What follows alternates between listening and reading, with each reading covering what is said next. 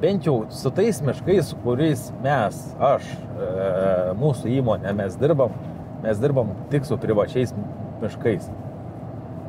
Didžioji dalis privačių miško savininkų, jie yra labai retas, kuris nuvyksta į savo mišką, jame kažką daro, ūkininkauja, ar malką savo pjaunasi ir taip toliau. Labai, labai retas, kuris turi supratimą apie savo turimą valdomą mišką.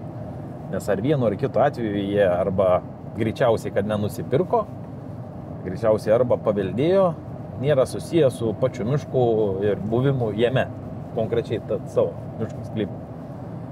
Miškų būklė yra šiandien dienai ne tai, kad sakykim, kad blogėjanti, kad mažėtų miškų, bet tie miškai yra tvarkingėjantis. Jeigu pas miškininką, kuris tikrai užsiema visą šitą veiklą, jis įsigyja tą miško sklypą ir jisai supranta, kas yra miškininkystė, kada galima daryti, kada reikia daryti ugdomosius kirtimus.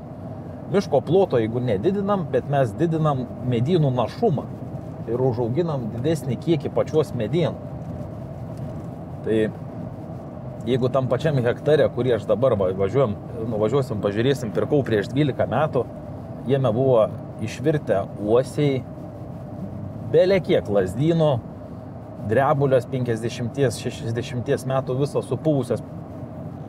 Viskas buvo tik tais plokščių mediena, malkinė mediena.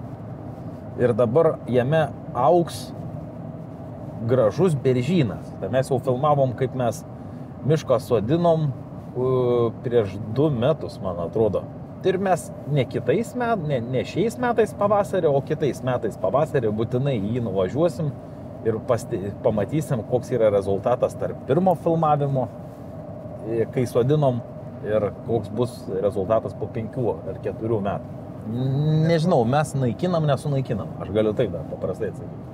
Naikinam, nesunaikinam. Ar vienoks, ar kitoks jisai augs. Tik tais koks jisai augs, tai priklauso nuo ūkininkautojo.